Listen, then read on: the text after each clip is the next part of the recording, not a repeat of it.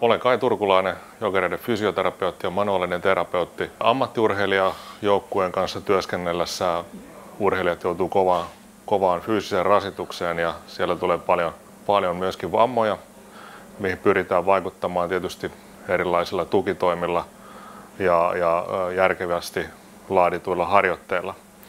Uusimpana laitteena meillä apuvälineenä on Storksin Shockwave-laite, joka toimii paineaallolla. Olemme käyttäneet laitetta paljon epäspesifeissä kiputiloissa, faskiakireyksissä, lihaskireyksissä ja näillä ollaan päästy hyvään tulokseen nopeasti ja turvallisesti. Kyseessä on paineaaltolaite, missä on luoti täällä putkessa ja se tuottaa mekaanisen liikkeen tänne päähän ja se menee paineaaltona kudokseen. Tähän on erilaisia päitä, eri kokoisia applikaattoreita, mitä voidaan vaihtaa helposti kiertämällä.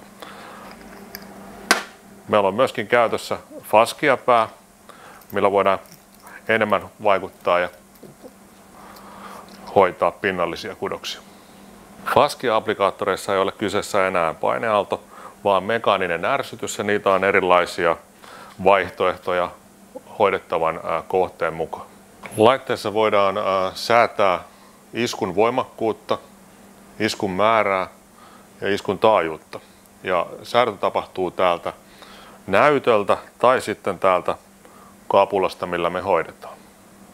Näitä määritellään sen mukaan, mikä on hoitokohde, hoitoalue ja kuinka nopeasti halutaan vaikutusta. Yksittäinen hoito laitteella kestää noin 5 minuutista 10 minuuttiin riippuen hoitokohteesta. Plantaarifaskiitin hoidossa meillä löytyy valmis protokolla täältä koneelta, mikä löytyy täältä. Siellä on 2 eri ohjelmaa, mitä voi valita, missä on eri arvot.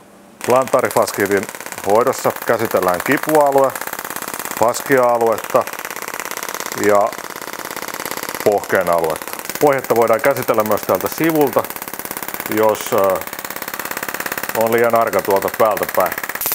Nyt hoidetaan faskia päällä, millä saadaan hyvä käsittely tänne faskia-alueelle ja rentoutusta tänne alaselkään. Ja tämä on myöskin hyvä muun fysioterapian esihoitona. Shockwave-hoidolla alaselässä päästään nopeasti lihasten ja jännealueiden ja faskioiden rentoutukseen ja sitä kautta on helpompi ja nopeampi hoitaa kivun todellista syytä, eli virheasentoja tai nivelongelmia.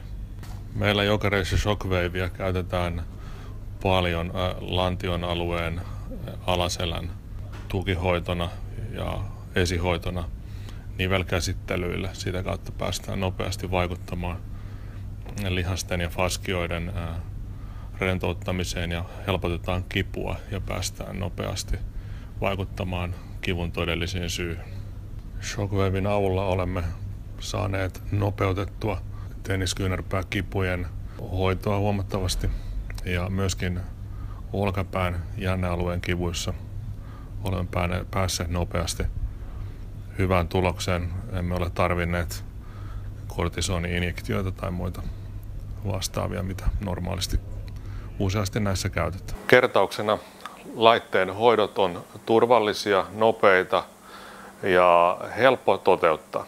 Käyttötarkoituksia on aika monia. Moniin kipuongelmiin, epäspesifeihin kipuihin, faskiakireyksiin, lihaskireyksiin voidaan antaa tätä hoitoa, mutta henkilökohtaisesti käytän paljon esihoitona esimerkiksi mobilisointia ennen. Paras ja tukevin tieteellinen näyttö tällä hetkellä on jännealueiden hoidossa tenniskyynärpää esimerkiksi.